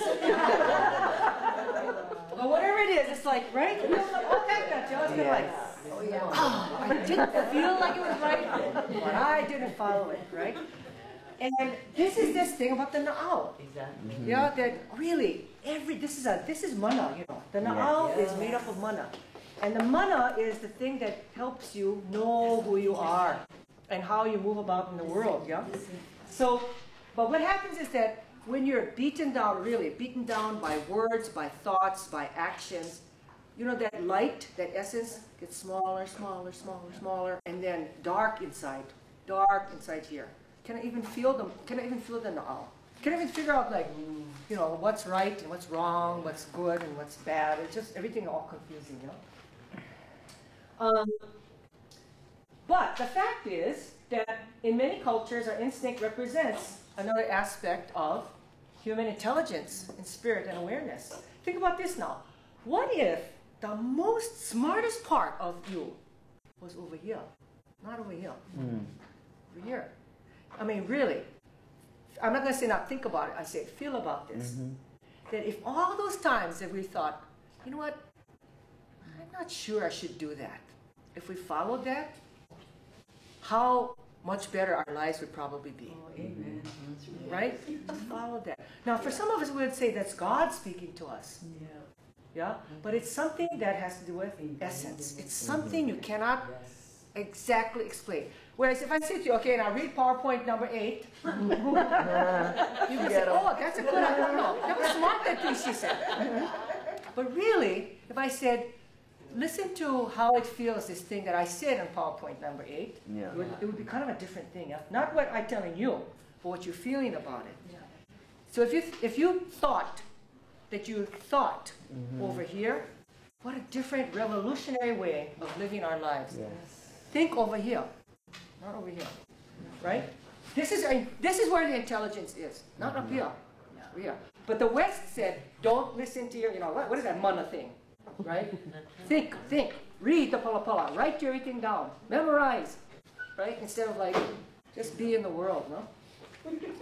Our na'au can help us to know what is right and wrong. And I really believe this. I mean, I want you guys to really reflect on this. The fact is that if we were to trust that thing and that instinct, one thing about na'au, the instinct, and this is one of the things I think is very hard, you have to kind of get yourself around this. Your na'au never leads you to negativity. Your na'au will never lead you into a bad pono'ole place. That's not what na'au is. Na'au is pure goodness. It really is. Your instinct will always lead you to the right thing. So when people say, "Oh, I followed my instinct and I took that one turn on the highway and had all traffic management," I was like, "Really? Is you sure now that was your instinct?" And then when you really kind of reflect on it, it kind of wasn't your instinct. It was kind of like, "Oh, I can see playing cars down there." Yeah.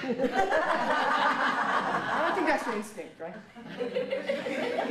So this is one that I think has to do with faith and a belief in what is true about who we are as a people, which is this is our best, smartest self is right over here, not over here. And only goodness comes from the na'au. Only goodness, not badness, not evil, not negativity, not hate. Only aloha comes from your na'au. Yeah. So being in harmony with your na'au means deeply living a Hawaiian cultural way, because this is totally the opposite of college. Yeah. In college and science, we tell you, don't trust that, and you can't see God. It's like only what's on facts and only what you can touch, only what's proven. But the fact is, Hawaiians lived very well and was one of the most productive, advanced people living in the middle of the Pacific, the most isolated place on the entire globe, and all the things we were able to accomplish. No disease for hundreds and hundreds of years. We're doing something kind of right?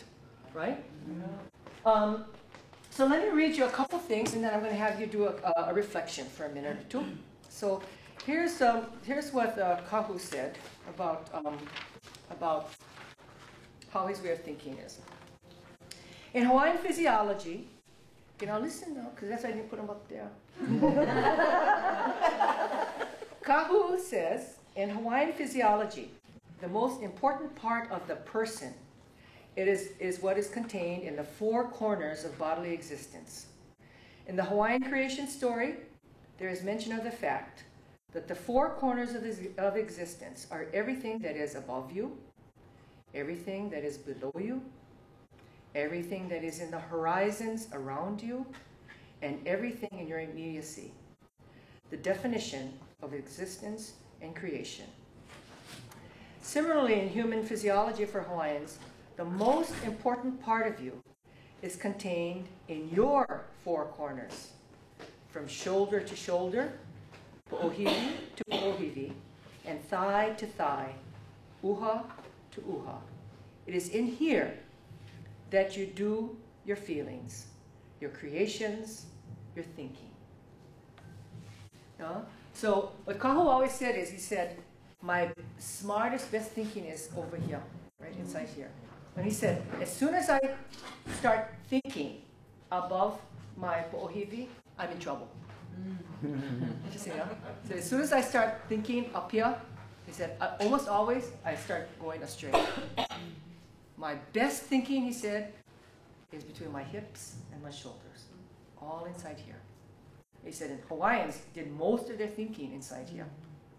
And then when foreigners came, they said, what are you talking about? This is the seat of intelligence, emotion, value up here, right? So what Kahu says is, if we were to really trust who we are as a people, we would go back to thinking over here. And he said, if we do, we're never going to be led wrong, because our na'au only comes from a place of pure goodness. Yeah. So that's Kahu. And then the second reading I want to give is just around the Olelo Noea, Wahine Kapo, the night gives birth. And this is a gift to all of us. Thus begins the ancient Hawaiian world wherein Po, the unfathomable and mysterious female night, gives birth by herself and without any male impregnating element to a son and daughter, Kumulipo and Po'ele, who by their incestuous mating create the world. The Hawaiian conception of the universe is recounted in a cosmologic genealogy that spans 16 wa, or time periods, 8 in the night and 8 in the day, wherein the 40,000 akua, or gods, are born. 40,000 akua is a figurative phrase referring to the divinity in every aspect of life. But when we begin to name all of the female akua, it seems that at least half, or 20,000, are indeed female. It is the female akua that empower Hawaiian women. They are our ancestors. They are our inspiration. They live in us. They are all we know of what it means to be female. They define our femininity, our sexuality, and our great capabilities. Wahana, the night gives birth. It is woman who creates the universe. All right. So I'm going to ask you to ho'omalo now. You can, if you have a little piece of paper, or you can not write if you don't want, to just reflect on these for just a very short time, like 4 or 5 minutes. You can make little notes. So the first one is, what interrupts your connection to yourself and your na'au? The second one is, how does domestic abuse interrupt a woman's connection to herself and her na'au? And then the third one is, what has happened with our Hawaiian men, that they have lost their connection to their na'au, and what is pono in their relationships? So just write about this for just a few minutes. I'm going to ask us, whoever feels willing to share after that, to share together. So about 2 or 3 minutes.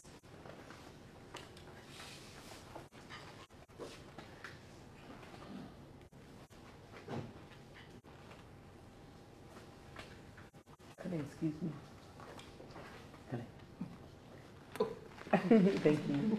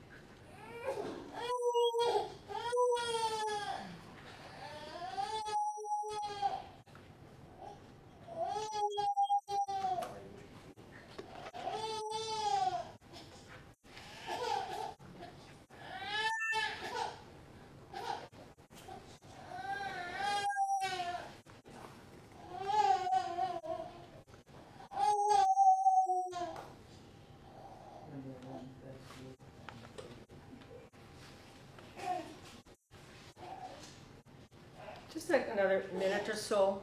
Just, you know, you don't have to be finished. Just kind of get an idea of, you know, what you might reflect upon, and then we'll share.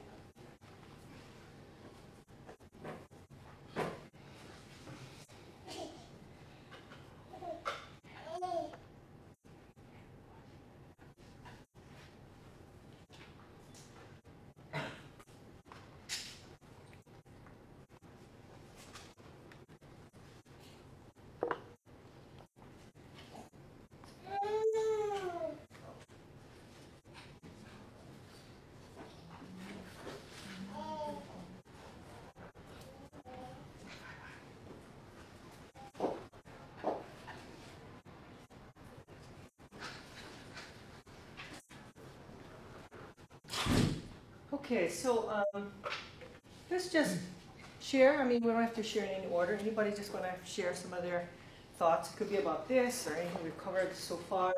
We'll be wrapping up, you know, as soon as we finish this part here. So, any thoughts or reflections about these issues?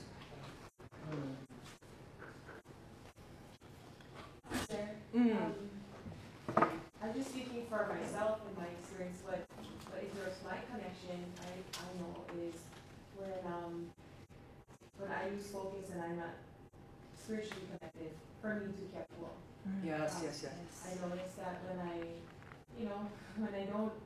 strong, when I don't stay connected, then I start to, wander off and slowly make bad choices. Slowly let things into my life that normally I wouldn't. And the owl is kind of the gauge. Oh, good. It's Yeah, kind of my gauge. Yeah, that's great.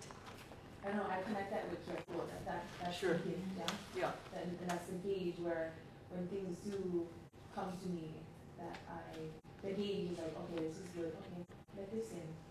And so I'm not connected, and things, come to me, and I don't have that gauge. It's like kind of offset. It's kind of off balance, and it's not there. And so I cannot make a good decision because I'm not feeling anything. I'm like, I don't know. Okay, I guess so, because that's what I normally do. I'm like, okay, yeah, let it in. And then things start to happen, and then I realize, slowly, I start to let more things into my life, and then it's like, oh, where am I? So off track. So I gotta refocus, reconnect, turn back. So the idea about your owl is your gauge. I like that. For me, interesting. Yeah. And Kalei is such an important part. It is. Because that is Essential. Essential me is it's asking for help from whatever you call your higher power. That's just my experience. I think in our discussions, somebody said that when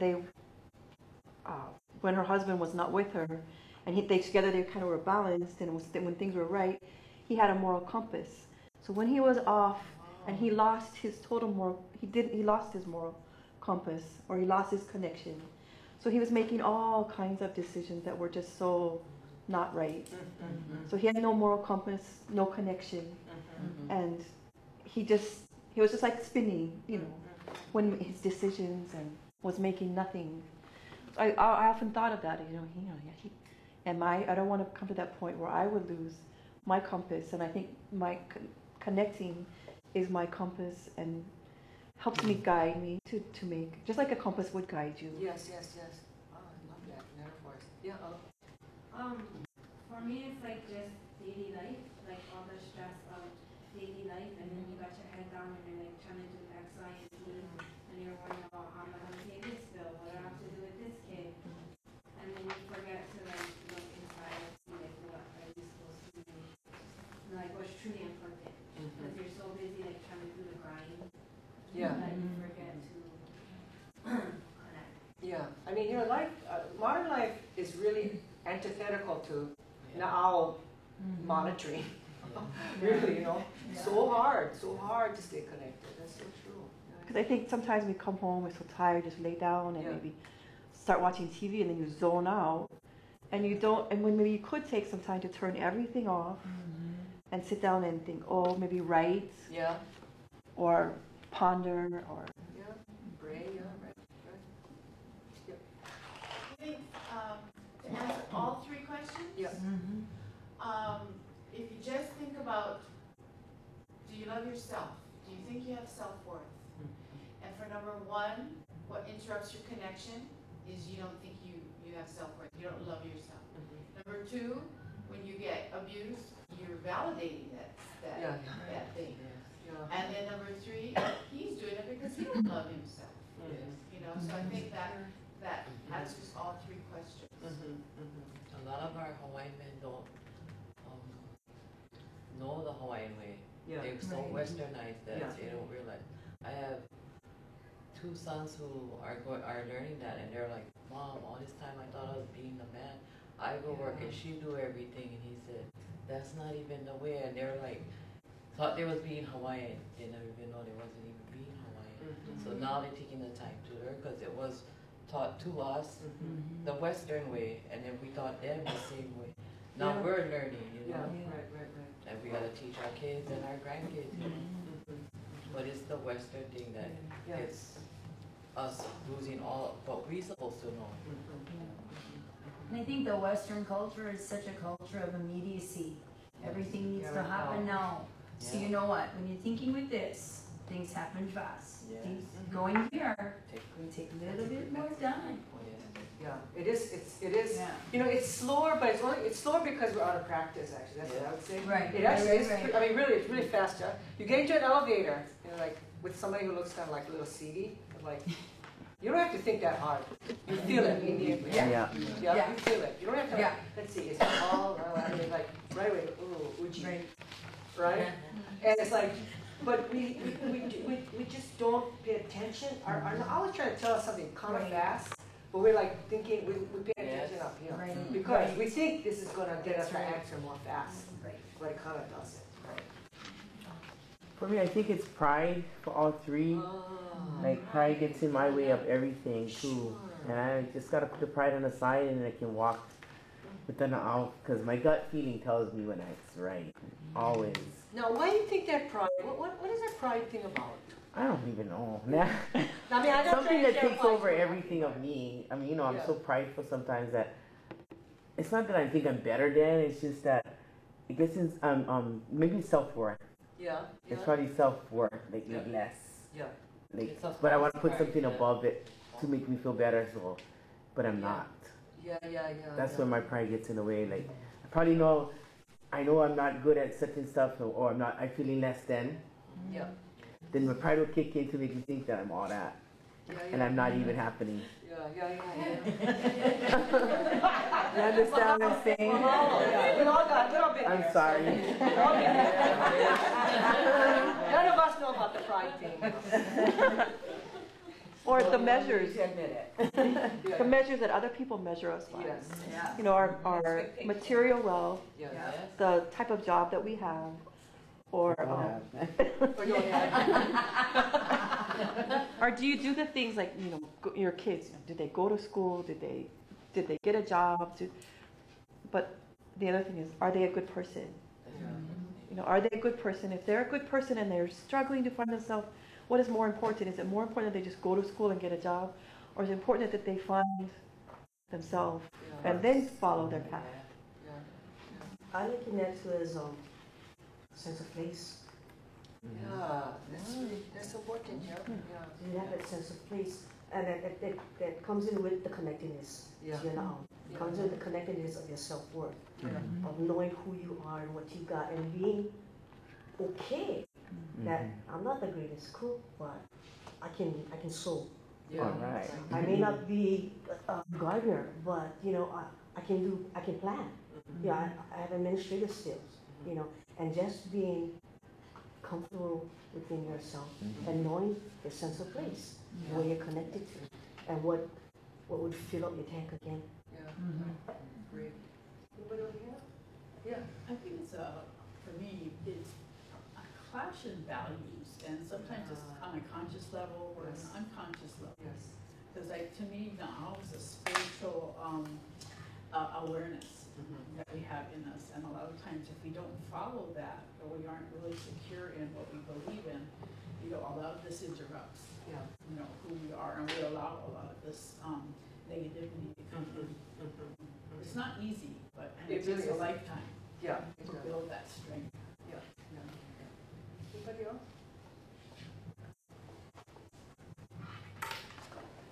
So let me say just a couple of things. So I think, well, first of all, mahalo everybody for sharing about that, because I do think that probably all of these questions can be answered by, as many of you said, by the same. It's the same problem, really, right?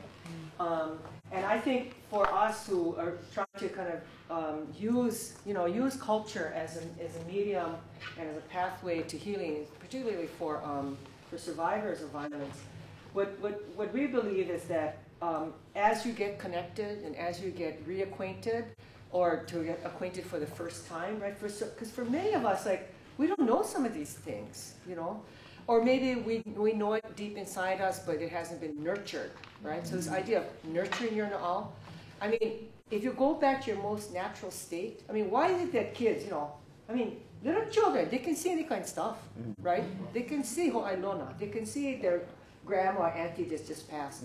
How come we cannot see? Too much rubbish inside us, right? They're very pure, and you know what? We are that way too. We just got too much stuff on top, right? It is a bowl of light idea, So the na'au is light, but we fill it up with any kind of things: drugs, overeating, too much work, too much TV, too much problems. And so, what we believe is that we're trying to go back to a more natural state, right? And a natural state only means just pay attention. It's there for us to know. We just have to pay attention, right? Ho'ailona, the symbols and signs all around us. But we're so busy like, that traffic, get that late. I mean, we're like so paying attention to the wrong things that we're missing all these beautiful signs around us that are helping us to try to find our way. So I think the na'au, and this lesson about na'au is that mana and na'au are so intertwined for us as women, because we are told in the Western world that we don't have value. That equality will is we got to be as good as the men. No. We have to be as good as we are. Amen. Yeah? What I was, the guys that said, you wish you were more like the women. Amen. That's your problem. You cannot give birth to babies. Something you wouldn't even be here if it weren't for us. Right? So when the guys I said, you don't know that. You would be nothing. You wouldn't even be here if it weren't for us. Yeah. So you better start respecting women. Exactly. Because we make the world go on. We make you possible. So if you respect, you respect women, you will respect yourself. You respect yourself, you're going to respect women. Those two things go hand in hand, because the women are the creators of all things in the universe. Yeah? So just wanted to leave with a few images and voices. This is our closing ceremony at Kuhinapapa for one of our groups. And you see the women make their kihe. So here's a comment from one of our participants. Collectively, we knew that we are not alone in our suffering, but people were one in mind, in body, in spirit, and in ancestral blood. Here's one from the guys. Now this is down at, this is on Hawaii Island. This is at Waipi'o Valley. I've been with Sparkle for 17 years. I've been coming to this program many times. I've never graduated. This guy had been in the batterers group, I think, over 10 times for beating his wife of 17 years. This is the farthest I ever went, and he finished and actually volunteered to come back. Have you ever heard of such a thing? Volunteered to come back. Great. And another guy, it brought me back to my roots, a place to reflect and grow. And then another woman, again at Kuhinapapa, it was empowering to see the relevance of each olo and oeao that coincide with the topic at hand. And I continue to read from lesson sheets when I feel unbalanced. So here's universal approaches, the power of culture, a process of healing and change, something bigger than yourself. Redemption and forgiveness, accountability and reflection as healing. So this idea of redemption, right? It's all possible for us to make things better and to live a pono life. No matter how bad a life you've had and how many people you've harmed, it's always possible to make things better. being a whole, healthy person in your community. You don't have to only use Western ways. We can value our own ways. The interconnectedness across all levels, space, time, and dimensions. Intersectionality, this idea of multiple and interlocking forms of oppression. So colonization and poverty, sexism, that women are not as good as men, so many things. And trauma as a very core aspect of violence, but also of colonization, of oppression and inequality. And then this is how we close every group. This is what we use with the men. So at the end of every group of the men's group, all the men stand, they say their name, and they say Namelehuapono. This is from Kahu, which is my work and my stories go on forever. And this idea is whatever you do is now carried. Your ancestors watch the work that you do. Everyone around you watches the work that you do. And all your ancestors, all of your descendants to come are watching the work that you do. So no matter what you do today, it all reflects forward, reflects backward. Yeah? So then they say Namelehuapono.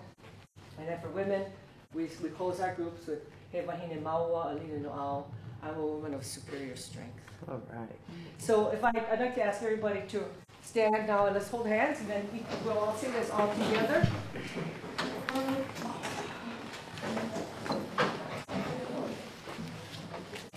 So we close with, so we first say Namelehuapono. And if you don't have to say in Hawaiian if you don't want, you can also say it in English, right? So, and remember now when you say this is basically now we come to a close, and we say that our time today here is now a new story. We've created a new story of all this together, and our stories go on forever. And then also each and every one of us, all of our women who have come before us, all of our women in our lives today, and all the women who will come after us are women of superior strength. So first one, Namelehuapono, He Wahine